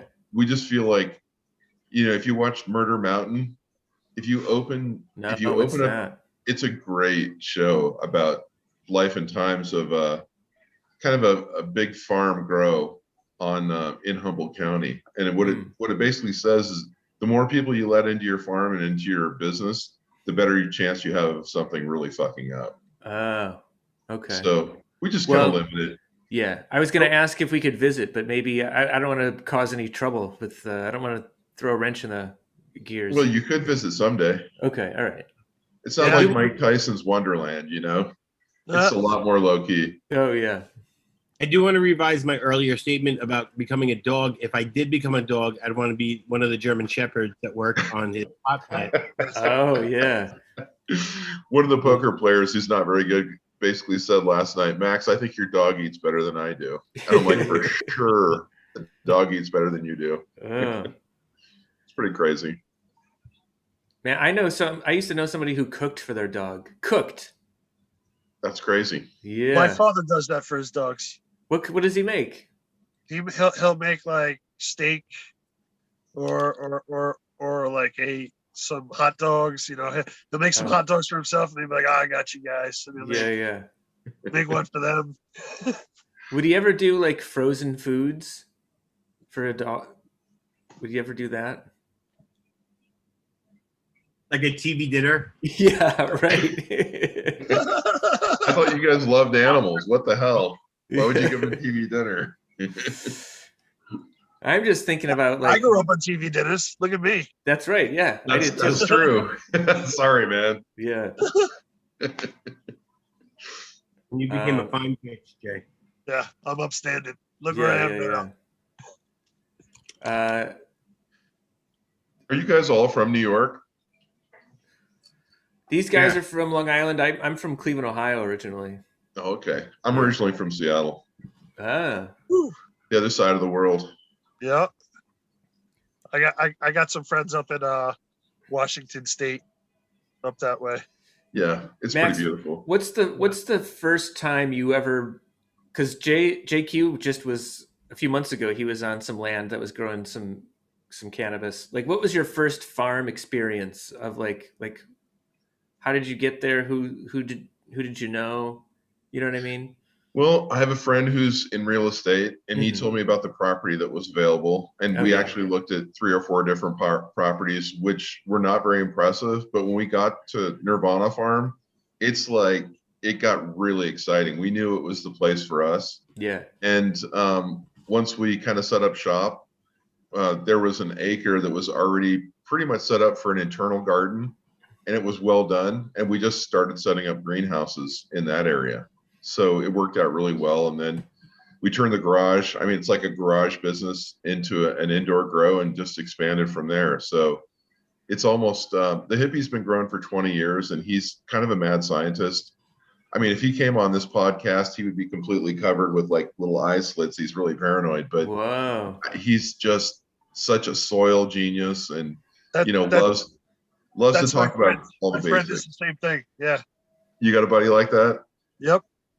He has it's a huge illegal grow operation in New York State. Not anymore. Well, I guess he's not licensed. It's starting up again. So, yeah. Yeah. There's nothing wrong with the black market grow, that's yeah. Where a lot of the good stuff came from. He started out working in Humboldt County too. I mean, so he knows a lot he probably knows hippie and everything. Maybe. He probably does. They go by code names. If he doesn't know him, he definitely sort of just like walked by him on the street.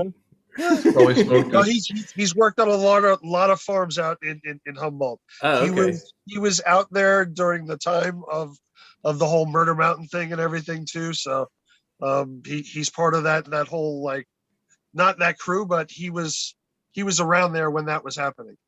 Everything's kind of interconnected, especially when you're looking for trimmers. If you don't have an electric trimmer, everybody comes into town. Everybody's talking to the same trimmers. Everybody's talking to the same processors.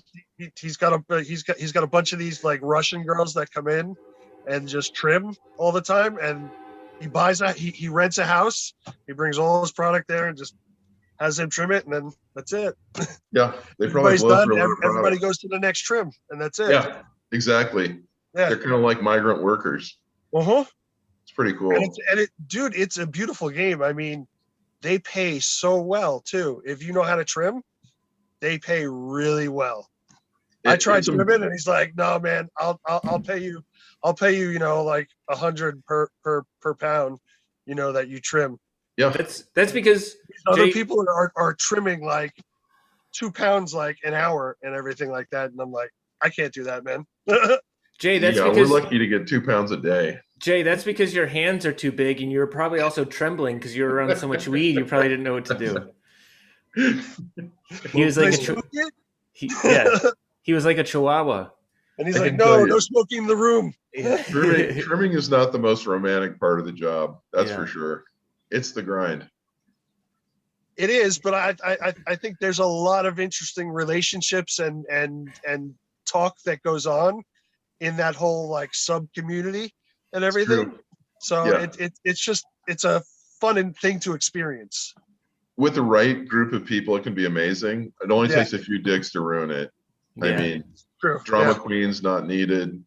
People that want to argue, fight, and drink, it's like, nah, we don't allow that. Nope. So, but I mean, smoking on the job is one of the great benefits, right? Oh yeah.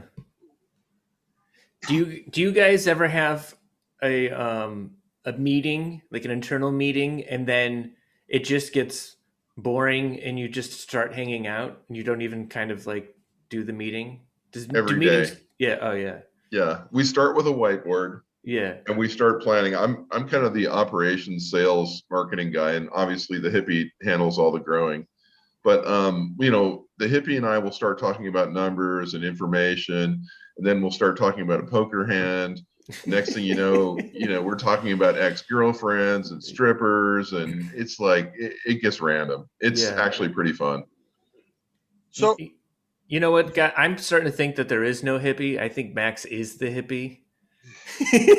I've been told that before. You hooked up with James Crucci, right? Yeah, our farm IP guy. Anyway, he gets accused because he's so quiet of possibly I'm James' counterpart, but he does such phenomenal work website wise. So I guess the hippie and James are just for variations of myself when I'm getting stoned. But James is a great guy. Yeah. We'd have him on, but he talks less than the hippie does, so it'd be a quiet podcast. He said, yeah. What do you got, Jay? What is it like to I mean, you're in the epicenter of like growing in like the US. What is it what is the competition like there, and like how do you see yourself thriving through this, like the next 5 years? That's a great question. The competition's really good. I mean, it's really strong, but one of the things that the hippie has really allowed us to do is be almost like a microbrewery, in the weed industry. So our product quality continues to go up, and our volume is going up as well, but we're trying to keep a cap on volume in order to keep the quality as high as possible, if that makes sense.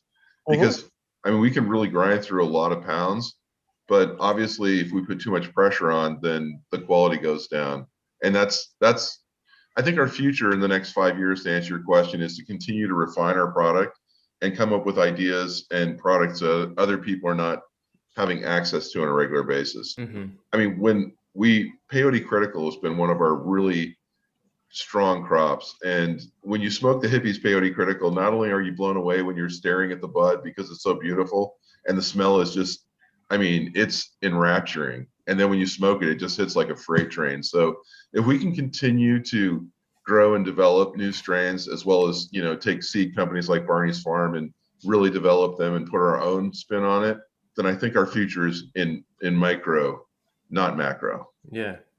The Philip Morrises of the world will be here someday, and they're going to be putting out a lot of marketing money, and 18-year-olds are going to start smoking Marlboro versions of marijuana. And, we want to keep on the high end, for sure. Yeah. What's your website again? Let's see. Should be. I think it's Farm Fresh CBD. Yeah, that sounds right. Yeah. I'll make sure I put it in the chat so people can visit and check it out. Any Sure. closing thoughts or any funny pieces of wisdom to leave with us? I don't know. From myself Yeah. after a 12-hour poker session, half Right. asleep. If you were to guess that Sean could turn into a dog, what dog would Sean turn into? If Sean could turn into a dog, Yeah, that was my superpower. let's see. Let's have a Dog. If you were to guess that Sean could turn into a dog, Ooh, Maybe like a Boston Terrier. Ooh, really? Okay. those are cute, and I can see the coloration in his beard. I don't see it, but I mean, I would try it. It's I'm the just going coloration with of it. your beard. Oh yeah, maybe. Definitely. Yeah. Yeah, I think so. Yeah. I would want to be like an athletic dog. Oh, hey, Issa. thanks again. Oh, yeah. Max, it was nice meeting you. Max, Hey, it was nice meeting you Yeah, guys. yeah. Get some rest. Yeah, take care. Have a good one. one. Bye now. All right. Whoa. How you doing? Hello, Issa. Hi. What's up, guys? How are you? Yeah, thanks for being here. Good. Yeah, thanks for having me. I've been waiting. Sean told me about you, and so I've been waiting. I was watching earlier, Oh. and yeah, the toad thing is called bufo. That's the toad secretion. That's like it's DMT Mhm. Yes. from a toad, and then the ibogaine is it's like an extract from iboga, which is an African root, and iboga trips are super. It's probably like one of the most intense trips I've ever had. Oh, So I'm eating sunflower seeds. yeah. So you, Oh, I love sunflower seeds. They're the best. so you have done it. Can I just out of sheer curiosity, because I've only heard it described once. Yeah, tell me about the intensity and or like what to look for, or With any iboga. kind of guidance I could do about finding it. And yeah, Yeah, it depends. Like a lot of, like you were saying, a lot of clinics in Mexico. I know a couple of clinics in Mexico that work with the ibogaine, which is an extract, which is a little bit, well, it's a concentrate. I didn't try that one, so I don't know what that is compared to the iboga. But the iboga ceremonies, they can last up to like 36 hours, and Wow. they're not vision heavy in the same way that like other psychedelics are. When I did when I had my 2 ceremonies, I was really grounded. So I was very present to like all the shit going on in my head. Like it was, my mind was just running, and I felt like I went insane, and I was never coming back. Like I kept telling the facilitators, like, I think I'm just stuck here. I don't think I'm ever going to be normal again. But it was really, really intense. But then like the day after that, I was just like in a purely meditative state all day. Like my mind was so clear, and I had never experienced that before, but it was worth it. it seems so interesting, because I think that's exactly how it was described. The other was the intensity of the trip itself, but then the peace coming from that, like that juxtaposition from one shitty day to the next. Interesting. All right. Thank you. Yeah. Issa, you do a lot of sort of like plant consulting and sort of like speaking, and you work with people who are looking to try plant healing for themselves. Do you find a lot of people who come to you, they're sort of like at a dead end, and it's like, this is what I'm trying now, or is it kind of all over the place? Yeah, it's a wide spectrum. Mm-hmm. In my experience with ayahuasca, a lot of people are at a dead end. Mm-hmm. And then after they've sat, usually people who sit with iboga have already sat with ayahuasca. Like iboga's not usually the beginner. Yeah. But yeah, it just depends. I feel like now, because it's becoming more mainstream, and then especially with the legalization of cannabis, people are becoming more open to it. Even if they don't feel like they're dealing with any specific traumas, they do feel like every day they kind of have this like underlying anxiety or underlying depression that they kind of just push through. Mm-hmm. And I try to do a lot of education and awareness around using plants for that. Not only, you don't have to go through something really traumatic to benefit from plants. Mm-hmm. Wow. Are you vegan and vegetarian? Did that lead you to plant medicine? No. I mean, like I try to eat, like I would say like 80% of my diet is really, really healthy. Mm-hmm. I get my meat from, it's this online service called Butcher Box, and it's very like high quality meat. Mm. So I am, particular about my food, but definitely I don't see myself ever going vegan or vegetarian. What Yeah. the idea of going so deep? Yeah. What? Say that again? Was it a personal journey that you were searching, running from, or? Yeah, I was kind of one of those people at the end of my rope. I was just kind of, grinding it out and not really knowing where my career was going or my personal life, and just had a history of mental illness in my family. So I was struggling a lot with depression, bipolar disorder. I really had nowhere to turn. I was on prescription medications for a while. Then my psychiatrist told me that I would have to be on them for the rest of my life. And I just didn't accept that answer. And so that's how I found plant medicine. So I was working plant medicine for myself for about 2 years before I started incorporating it into the business. Now, Sean was telling me that you could actually microdose ayahuasca. I never knew that. Yeah, it's a pretty new thing.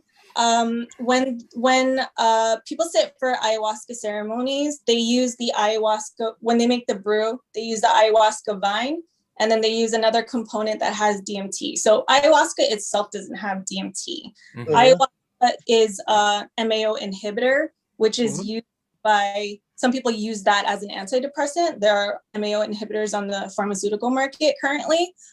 So MAO inhibitors mixed with the DMT, it kind of allows us to absorb more of the DMT because the MAOs will usually flush it out of our system. So flooded during the ayahuasca ceremony, get flooded with the DMT, and then that's what creates all the visions. And they started creating this. There's very, very few people that are actually making it. But yeah, it's a little bottle like this. See, it says pure vine, and it's this Banisteriopsis capi, which is the scientific name for it's probably backwards, right? Banisteriopsis capi is the scientific name for the vine. So yeah, they just they extract it and then bottle it up, and then you just put a couple drops under your tongue, and you don't. I don't want to say you never get any visions, because there's definitely been times where I've taken too much and gone into kind of mini ceremonies. It depends too. If you've sat with ayahuasca, you're more sensitive to it. And we make DMT in our bodies, so it could easily trigger that. But yeah, it's good for for a lot of things. It's good for mood stabilizer, depression, anxiety. It's a good supplement to take on the daily. So it's actually legal in New York and stuff? Yeah, it's legal. There's a loophole with ayahuasca, because it's not the ayahuasca that's illegal, it's the DMT that's illegal. And since it doesn't have the DMT, then there's nothing really in there about it. Yeah. I made sure to share your Instagram in the chat for the live stream, just so people can, if they're interested in more information, they can follow you. You've said that you recommend people doing an actual ayahuasca ceremony before trying to microdose with it. That's correct? Yeah, only because it's really hard to, I guess, see the benefits if you aren't familiar with the medicine in the first place. Mm-hmm. So the effects of the microdose, I mean, you're only putting a couple of drops under your tongue, between 3 and 7 drops under your tongue. So the benefits are so subtle, like you really have to know what you're looking for, what the effects are. And especially if you're in the beginning of your plant medicine journey, you're not even really that in tune with your body. So you probably wouldn't even notice the difference. But yeah, after sitting in ceremony, you kind of know what to look for. And that's the only reason. It's not that you can't do it before. Like some people will do it in preparation to sit in ceremony to kind of get a feel for the experience. But I mean, I don't feel like you can really truly prepare for an ayahuasca experience. Kind of just have to go in.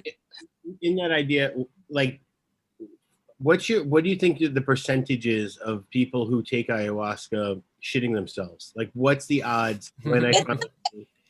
Common as you think. How often am I gonna shit myself? I've sat in 10 ceremonies. My first 4 ceremonies were with 80 other people. It was a huge ceremony. So, and it didn't happen to anyone.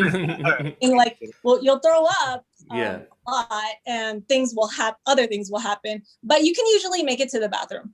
You're not like completely out of it the entire time. It goes in waves. So like, I'll fall in, and then like if I need to go to the bathroom, I can bring myself to the bathroom. Yeah. When it's over, do you know it's over, or are there times where you're out of it and it's like, oh no, here it comes again? Like, or do you wait? They close the ceremony. Like it's really open. I mean, it's really important in ayahuasca ceremonies to open and close the container. So they'll always like do a whole thing at the end where they'll bring everything together and people will talk about their experiences. So you're kind of pretty much like coming down from that. You don't really like fall in too deep after the container's closed. I have another question. Yeah. What other plant medicines besides ayahuasca have you been recommending to people? Like, what else can you tell us about? I love San Pedro. San Pedro is one of my favorite ones to recommend for beginners because you can do it. You don't really need a guide. You can sit with it. You know, you should always have like a sitter. Even if you're doing mushrooms, I always recommend like just have someone around just in case you have a bad trip. But San Pedro is really nice. It's a cactus and it has its dominant the dominant chemical in it is mescaline, which is also in peyote, which is big with the Native Americans. But I like San Pedro a lot. And it's kind of like mushrooms with like MDMA. It's very grounding and heart opening. So I like San Pedro a lot. I also serve combo, which is a frog venom that you put, like you make little, I have my combo marks here. So you like make little burn marks and then you put in the venom and it's a full body detox. So that's also I've really seen that before. That's crazy. What? Say it again. I've seen that before. Like that has to do that's done in the Amazon, right? Yeah. So, okay. Yeah. The story with combo was that like one of the tribes got really, like the entire tribe got really sick and they tried all the remedies that they usually use and nothing worked. So the chief of the tribe took ayahuasca to ask the medicine for a cure. And then the medicine showed him the combo frog and how to administer it and everything. So able to heal the whole tribe. They call it a warrior medicine because a lot of the hunters would take combo right before going out for a hunt, and it would help them like focus and it would make them stronger and they wouldn't need as much food and water. And then it would also disguise their odor. Like, you know, you have it like running through your lymphatic system. So the other animals would just recognize them as the frog and they would just like leave them alone. Weird. That's awesome. What was your experience with it? Oh, I mean, I've done it so much. Like I self-administer, at least I do it like once or twice a month, but it's really nice. Like I like to recommend it for beginners too, because it has really nice physical effects. So it's kind of like you can see the changes and the benefits right away. Whereas like when you're doing ayahuasca or even like mushrooms or iboga, you kind of need to like integrate what you learned or what your insights and stuff to see positive change in your life. But then combo, you feel like Superman the next day. So it's like, you know that it's having a good effect on you. Yeah. But yeah, for your lymphatic system, it is a great detox, anti-inflammatory, antiviral. People use it for chronic pain. I know a woman who cured her infertility with it, like has really great benefits. Where are you located? Are you in? I'm in Long Island. You're in Long Island? Mm-hmm. That's awesome. I grew up on Long Island. All right. Oh, cool. Yeah. I'm from Queens, but yeah, I live on Long Island now. Yeah. All right. As Issa, as somebody who earlier you shared you were on prescriptions, and I'm guessing that you found plant medicine as a way to not have to rely on prescriptions for your whole life. And when you started experimenting with plant medicine, and I'm sure you had somebody helping you along the way, like how long did you find your good rhythm that then allowed you to get off of prescription drugs? At the time, I was a very like extreme person, so I got off the medications before I even knew about plant medicine. Okay. So I got off the medications. It was really terrible and really awful. It was really hard. I was going through withdrawal symptoms and all that. Yeah. But I worked with mushrooms first for doing personal ceremony. I did that for 10 months before sitting with ayahuasca. Yeah. I felt like I needed the whole 10 months to just prepare for my ayahuasca ceremony. And I was doing mushrooms like 1 to 2 times a month and really doing a lot of healing with the mushrooms. So and then during that time, it felt like it definitely helped with my depression and anxiety. And also because I didn't really fully understand what I was doing, I completely detached from reality, where it was just easier to they call it spiritual bypassing. So my reality was just too painful. After having those crazy mushroom experiences, coming back to my regular life and seeing that, well, nothing's actually changed. Everything's the same. I'm the only thing that's different, was really hard and difficult and painful, which is why I stress integration so much. So I work with integration. I work with people a lot with integration. Yeah. And that being said, I do work with a nurse practitioner. I have her clear everyone for ayahuasca, for any kind of plant medicine that they're going to sit with. I have them get a medical clearance with her first. And she specifically works with people to get off of their medications by microdosing mushroom. Awesome. So definitely, like, I would give that, if you're planning to get off your prescription meds, to give yourself that cushion, with a plant, even if it's cannabis, give yourself a cushion to transition. There's, I don't want to share secrets, but there's somebody else in this chat currently that has microdosed shrooms before, and maybe they'll tell a little bit about their experience. Who is it? When you were talking, Lisa, not even microdosing, because I did do that, which I thought was good. I think I suffered with depression, but I can't even say I suffer from it at all anymore, even though I haven't been like using mushrooms to do it. But at a certain point in my life, I was coming out of a cult, and I was realizing a lot of my boundaries and like just perspective of life was off. So I did similar to you. I did shrooms for about a year, every other week, and I did an isolation tank the other week. And then I was also fucking with hypnotism and and meditation and chanting and that kind of stuff, just to kind of really anything that I could hear that helped me rewire neural pathways in my brain, and that's when I started hearing about like ayahuasca and ibogaine and that just stuff, and San Pedro too, all that stuff. I just haven't. It's not as easily accessible. I mean, I guess it's getting more, especially the more people know about it. But Lex is in Bangkok right now, so Yeah, but I'm never afraid to go deep. That's why I think that's why I'm attracted to Ibogaine, just because. Like Yeah, Iboga, like just from okay, I'm gonna have to hear more about the cult another time. that's fine. I think you would like Iboga a lot. It really like it makes you. Aya is more of an outside experience. Like it connects you to the group that you're with, and it's like it's a collective experience. Iboga is completely inside. Like you fold inside of yourself, and you see all the little corners and crevices that you've been avoiding all your life. So it can be really, really hard, but so fulfilling because that stuff is inside you way, whether you look at.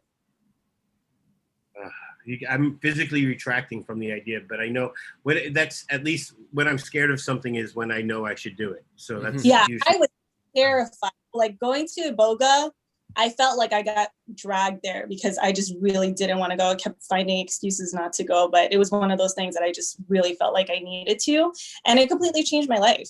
And like Iboga is really nice because it's a masculine medicine, so it's kind of like the stern father who is very like strict and straightforward. Ayahuasca is more of like the mother. She can be a little wild and she can be a little tough, but she's very caring and gentle. But Iboga, when I came back from Iboga, it was very clear to me the things that I needed to do to live more in alignment. So it was just like, okay, well, that's not working. And everything just became so clear because I felt like I purged a lot of the crap that was just in my mind and taking up state in my thoughts. But yeah, I think you would like it. I can give you a recommendation for a retreat, the retreat that I went to in Costa Rica. Oh, yeah. I like monkeys, so that's good. There's lots over there. Is that the name of the retreat? The I Like Monkeys? Yeah. I hope so. It's shoot. I had a question and I forgot what it was. Jason, what do you got? I have the most important question of the day. Oh, good. Issa, if Sean was able to turn into a dog, what type of dog would he turn into? If he was able to turn into a dog, it's his superpower. Maybe like I don't know, like an English bulldog. I like that. I like it. They're short, but like I don't know. I feel like a shorter lifespan, you live a more full life. This is true. I think I'm gonna look up the dog that I think I would like to turn into. I was gonna ask you next, Sean, because you've been unimpressed with everybody else's answer. And I know you don't want to call them out or hurt anybody's feelings. Yeah. But I would want to see what's in your head when you turn it into. Well, I mean, this is just my want. You know what I mean? But here, I think I'll. No, wait. Give me because you said you have an option to be any dog. So give me a scenario before you show us this dog. If you could just tell us why were you turning into this dog? Yeah. Oh, this is just my sort of like just first choice, like average. Like if I want to be a dog, this is who I want to be. This is like my walk around dog. You know what I mean? Yeah, just like strutting around. This thing. Oh, Sheba. Yeah, I love those. Yeah. I think this is like they always have pits and faces. Perfect dogs. Yeah. They don't like other dogs and Oh, they don't? No. Well, I would be one that likes other dogs. I would be like a little bit more social, but it's social for to humans, right? Yeah, I have one. Humans are good babies. Yeah. Sean, I have one other question. When you turn into a dog, do you still wear glasses?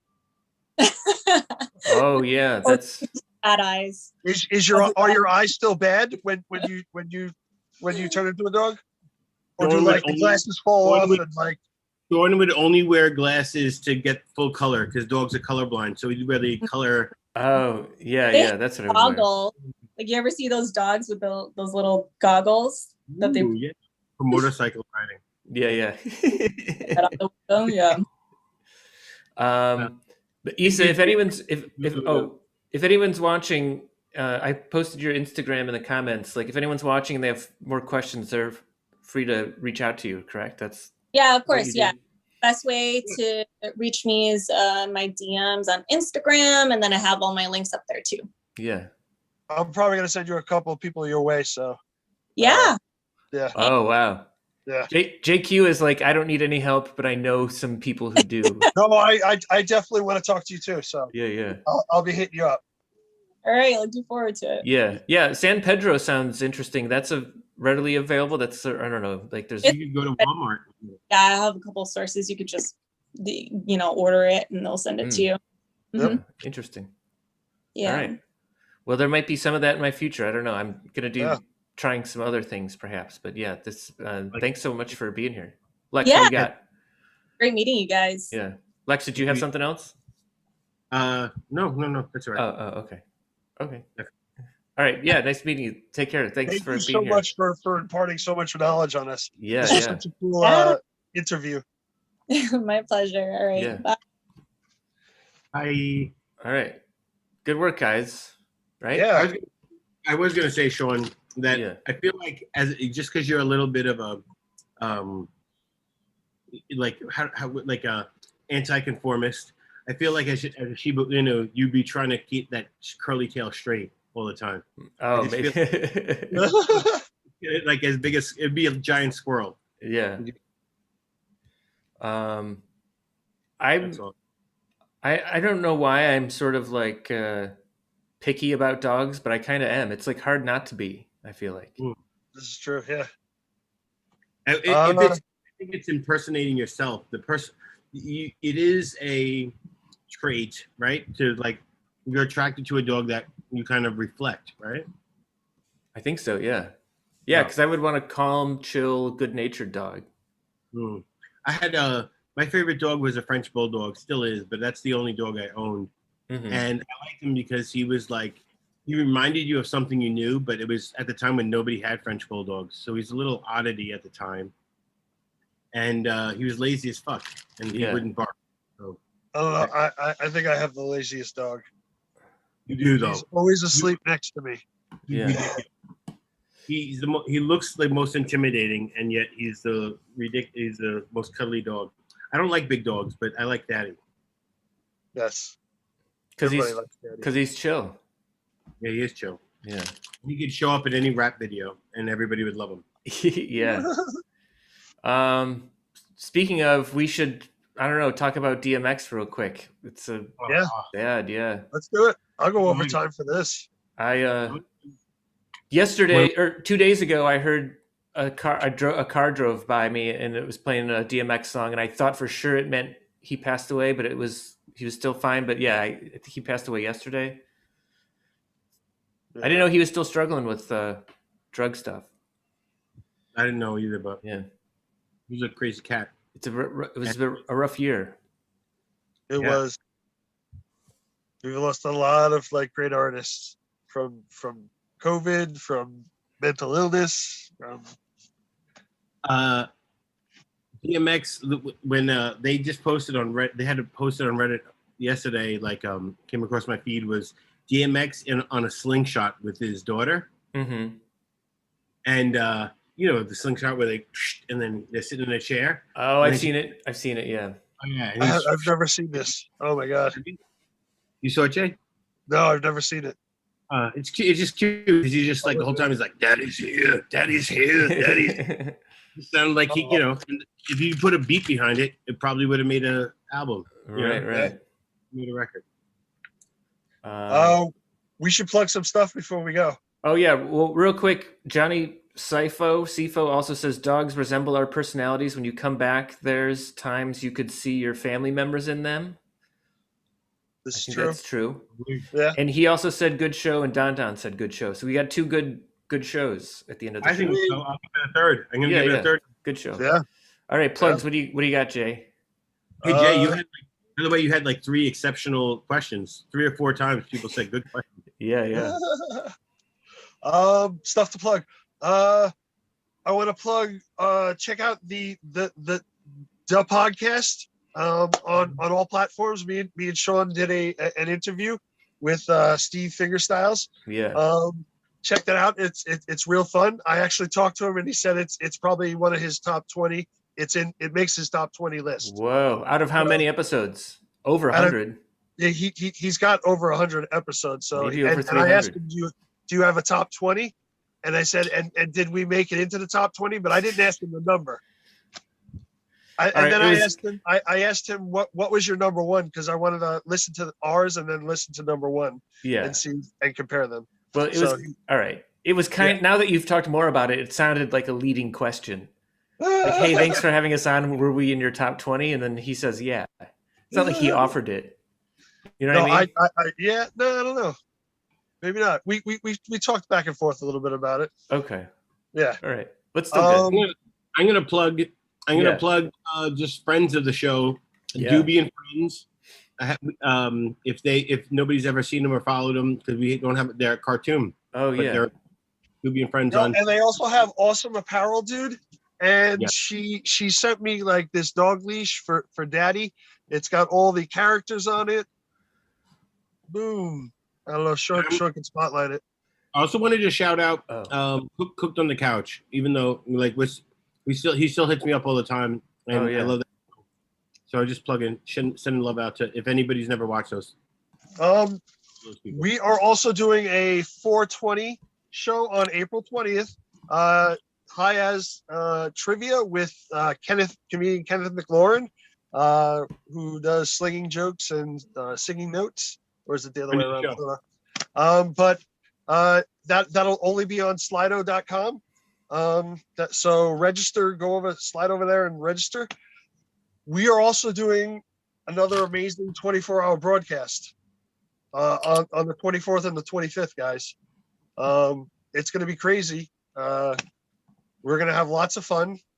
We're going to do a mini movie festival inside of it. Yeah. We're going to have lots of friends on. We're going to be laughing. It's going to be a good time. And we're going to be raising money for Sean. The Indie Theater Fund's Cultural Solidarity Fund. They give emergency grants to artists in need. .com. So it's a charity. It's awesome. Yeah. Also, it was really professional. You had like 4 or 5 good comments, good questions, and a professional outro. Well, I was posting links in the chats on Facebook and YouTube, so I was like kind of distracted. No. Also, Sean is way too modest. He has a new album out on Spotify. It's called The Best 10 Minutes of His Life, and he did about 70 minutes of this best 10 minutes, and it was awesome. Yeah. All right. Good one. You did 70 minutes of 10 minutes? Well, I did it 5 times. Oh, that's it. 5 Yeah. 50 minutes. I thought we added 2 shows. Did we add 2 shows? No, I think we just hung out. I think we just hung out afterwards. We added 2 shows because originally it was 3 shows, but then it was. That's right. All right. Yeah. I always tend to exaggerate. That's fine. Exaggerating is funny though. Yes, it is. Yeah. All right. That's it. Yeah. That's it. We're good, right? You guys are good. My friends inspire me. Thank you so much, man. All right.